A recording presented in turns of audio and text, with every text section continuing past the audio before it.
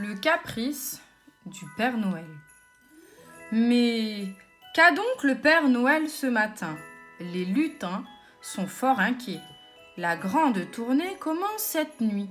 Le traîneau croule sous le poids des surprises. Les règnes trépignent d'impatience. Tout est prêt, tout sauf le grand bonhomme en rouge. Et devinez ce qu'il fait. Devant son miroir en chemise et en caleçon, le Père Noël se lisse la barbe. Il se mire, il s'observe, il s'inspecte et en cachette, il se fait même des grimaces. « Mais enfin, Père Noël !» s'exclament les lutins impatients. « L'heure tourne et tu n'es toujours pas habillé ?» Le Père Noël a l'air un peu gêné. Il baisse les yeux, tortille sa barbe. « C'est que... » bredouille-t-il. « C'est que quoi ?» terminent en chœur les lutins. « Eh bien, voilà, j'en ai vraiment assez de toujours m'habiller en rouge. Tous les ans, c'est la même chose. Du rouge, partout du rouge. Cette année, je voudrais être en bleu ou en vert. Pourquoi pas en violet? C'est très à la mode le violet. » Les lutins secouent la tête. Non, non, non. Père Noël en vert rime avec misère. Père Noël en bleu ne fait pas sérieux. Quant au violet, ça te donne le teint blafard.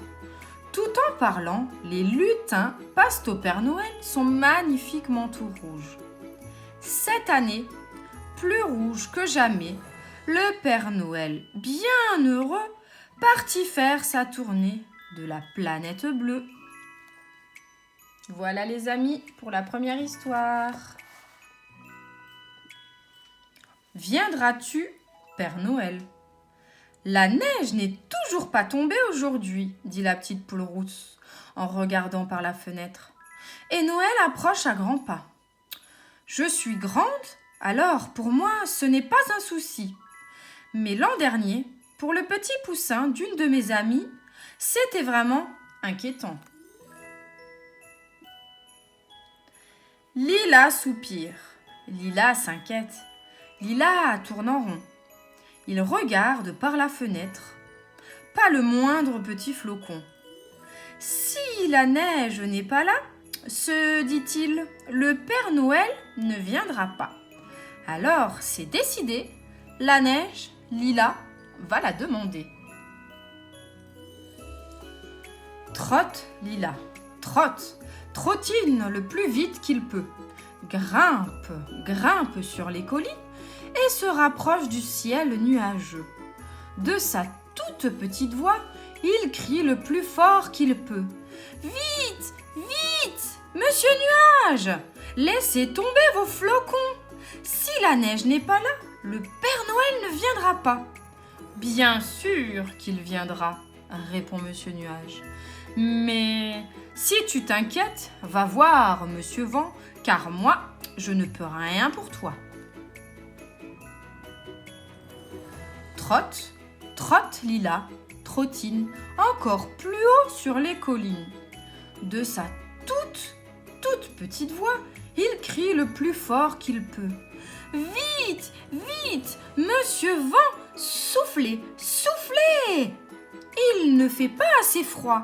Si la neige n'est pas là, le Père Noël ne viendra pas. »« Bien sûr qu'il viendra, » répond monsieur Vent. « Mais si tu t'inquiètes, va voir Madame Glagla, car moi, je ne peux rien pour toi. » Trotte, trotte Lila, trottine tout en haut de la plus haute des collines. De sa toute petite voix, il crie le plus fort qu'il peut. « Vite, vite, Madame Glagla, soufflez, soufflez de l'air froid. Si la neige n'est pas là, le Père Noël ne viendra pas. »« Bien sûr qu'il viendra, » répond Madame Glagla. « Mais pour venir, le Père Noël n'a pas besoin de moi. Laisse-moi dormir, car la nuit tombe déjà. » Trotte, Trotte Lila, trottine, le cœur serré, en descendant de la colline. Pas un seul petit flocon ne flotte dans le ciel, quand soudain y passent des rennes. « Que faites-vous là ?» leur crie Lila. « Mais pardi !»